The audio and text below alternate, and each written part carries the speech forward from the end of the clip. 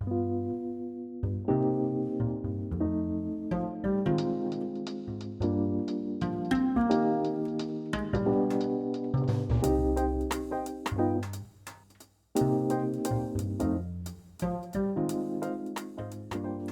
everybody, welcome to the dungeon. My name is Robin and today is Lampworking 101.82. Today I wanted to share a bit of the plunge and twist demonstration with you all. In this technique, I wanted to share how you can make your twists very deep and three-dimensional, and it just looks spectacular. So without further ado, let's get right into this. I hope you're all doing safe and well out there. Thanks for joining me, and we'll see you next time in the dungeon. All right, I'm gonna start this bead out with some of the yellow opal from Effetri. This is such a beautiful color. This is one of my favorite yellows to use, and it makes a great base color for this bead. So I'm just gonna start by building up the base bead, and I'll go with my normal, around a ½ inch, maybe a little bit more of glass. Of course, when you build up your bead, the length will depend, on how tall it's gonna be. So I'm gonna make this bead slightly on the taller side. And I do add a little extra glass here. It comes out a little funky. So if this happens to you, just gently roll it out, or here I'm just pressing it down just a little bit to get some control over the bead. And then I'll go back in and reheat just one side. And the cool side always helps me to even out the hot side. So I'm going to work those edges just a little bit, and then I'm going to start by adding some veiled cane. And I'm so sorry I didn't show you how to make the cane, but if you watch the beginning of the 5-layer disc bead, I do show you how to make a veiled cane at the beginning of that video. However, I add a stringer of black to it. So this doesn't have that little stringer of black. It's just white, 2 layers of transparent color, and a thin layer of clear. And then I pull it out. And so I'm working with a dark violet, a grass green transparent. This is the orange. And then we're gonna do this is the dark aqua blue and a ruby. So it's just a rainbow of colors on this bead today, and they look so pretty together. Now, you don't have to add the cane here. You can add whatever you want to. This is just, the base of the bead. So whatever you add will end up being part of all these really beautiful swirls at the end. And because it's transparent, you'll see that it's going to be a little different looking at the end with the opaque running up through it as well. I'm just going to roll that out, even it out real nice. And now we're going to start to add, and this is where I got inspired by the pleats. And I'm going to go ahead and cut in 4 areas, nice and deep. So I have, so it'll give me deeper swirls. You don't have to do this bit here. You can go ahead and just start adding clear. Either way, as long as you add the clear lengthwise, you will get a really nice 3-dimensional scrolling swirls. So I'm going to use a stringer of clear, and I'm just going to run the stringer down into those crevices.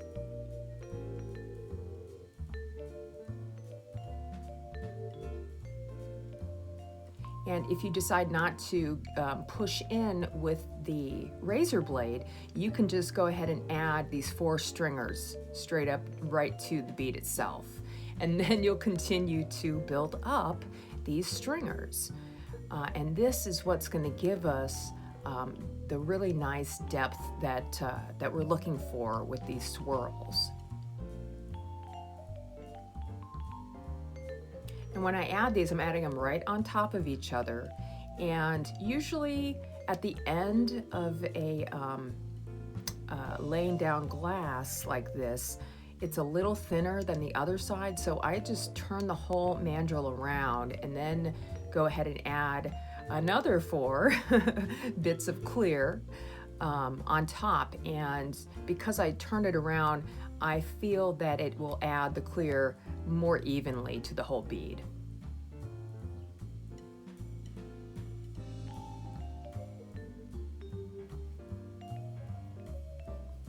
All right, so we have our, let's see. Oh, we're gonna do this one more time. Okay, so I wanted to go super deep on this one.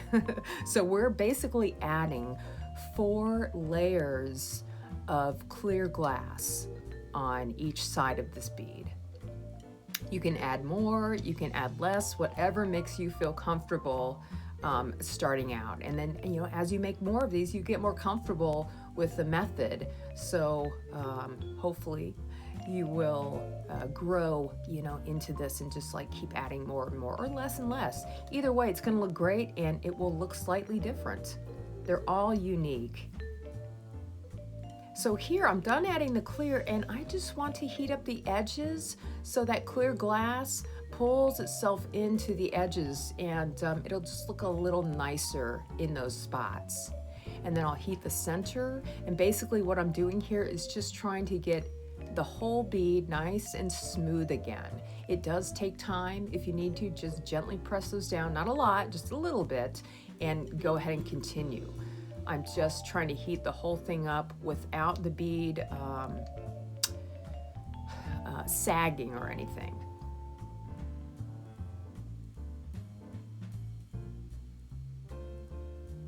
So I'm just going to roll this out a little bit because I feel like I'm just about there.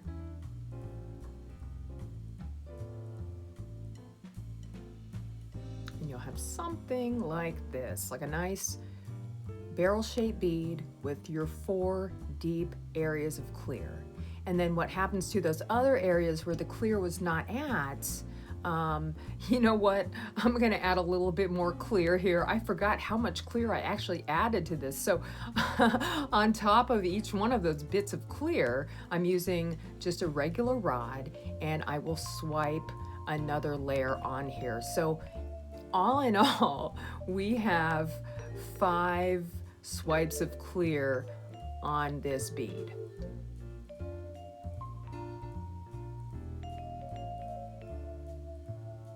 Sometimes I'll come back and I'll do my voiceover and I'll almost forget how I did things. So it's good to be able to review a little bit first. Either way, you know, that clear is going to sink into the bead, and the opaque colors, are, you know, the color underneath it where the clear is not, will lift up. So we're doing another wicking effect, and this is what we have here. Nice 4 deep pleats basically. And now we're going to go ahead and start the twist, and I want to start a really nice big twist in between or right in the middle of the clear, in between the raised up areas. And I'm using a store-bought stringer. So it's like a 2 or 3 millimeter stringer for this.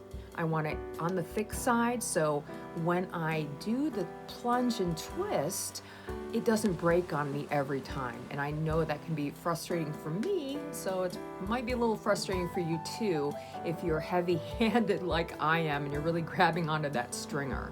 Also, you want this glass super, super hot. I get it as hot as I can, just to the point of it starting to kind of move a little too much. And then in between these swirls, I'm going to do another one, and you can see I just love watching the color here forming these little tornadoes. It's so cool to watch. So we're going to do 4 in the middle, and if anything happens or your stringer breaks in the middle of a twist, don't worry.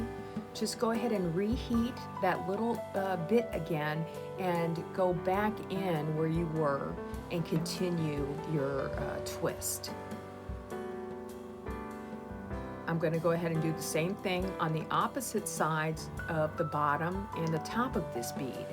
So I'm heating a good amount, and I'm just At first I thought it would be nice just to have just the 2 swirls on both sides. And then, like a lot of people do, I changed my mind as I'm working on the bead, and I decided to do all 4 spots. So you can make as many or as little twists in your glass as you want to. But I figured I would just take it all the way and do 12 twists on this bead, just so you know you could get an idea of what, or how deep, just how beautiful these big swirls look.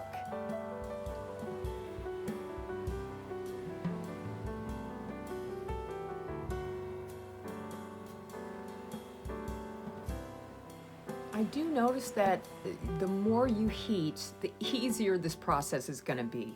If you just heat a little bit, you have to remember that it takes time for you to get your bead over to the stringer and the stringer to push into the glass, and just those few seconds the glass can be cooling down. So it's almost a good idea to overheat it just a little bit more than you feel comfortable with, and then go ahead and do the plunge and twist, and it should stay hotter for you a little longer so you can make that full twist in one action.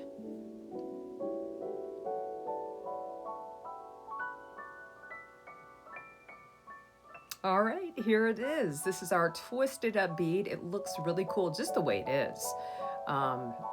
You could stop right here if you want to. It just would give you a really nice texture as well. But I'm gonna go ahead and move forward, and I'm not worried about how awkward this shape is, because the glass will want to round out for you in the heat. So you don't have to do a lot of rolling on this. Just be patient and let the flame do most of the rounding out for you. I say that, and then I go down here and I roll it out a little bit. And the reason why I'm doing this is because I'm going to add more clear to this. I'm about ready to have to buy some more clear because I am just about out. But here it is. It looks beautiful without the clear on top. And so you can stop there. You can stop at any time when you're working on your glass, wherever you feel happy. So I'm gonna go ahead and start swiping this clear on from the top to the bottom. And as usual, I am probably gonna do this twice, overlapping each time. With a bead like this, you really wanna make sure that you're swiping on a much cooler base bead. The heat from the clear glass that I'm adding here will insulate the bead and keep it nice and warm until I get all the way around.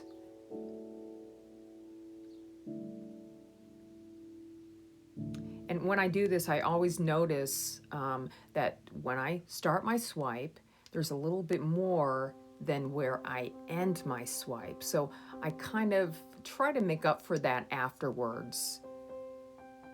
And you can do that in a few different ways. You know, right here, all I'm doing is I am going to turn it over while I'm rounding it out a little bit. Let's see what happens. I may have forgotten. I'm going to turn it around, and this is the area that I have a little bit less glass on. So instead of doing another full swipe all the way around, I opted to just soften that clear glass a little bit and then get some glass hot on my rod, and just kind of do a really quick turn and twist at the base, and that completely covered up that whole bottom area. So that's as far as I went with that. And now it's just a matter of heating everything up and getting into your final shape. And I know I say this a lot, but give yourself time. It will take a good 3 to 4 minutes, maybe more, maybe less, to heat everything up. But I don't want to tool it too much. And a lot of the reason why is because I don't like to have any kind of chill marks or anything like that on my glass. But with something like this, I will kind of just mock up the shape a little bit, just kind of gently push it where I want it to go, just a little bit. I don't want to have to continue to roll it and roll it and roll it. I just get it close, and then I let the heat do the rest of the work for me. I'm really close to being done here. I did kind of fast forward in time and let this bead cool down a little bit here, and you'll see how it looks when it's just hot and warm. And this is just gorgeous. I hope you guys like this as much as I do. I just had a blast making this, and the colors came out really nice. So thank you guys so much for joining me, and we'll see you next time in the dungeon.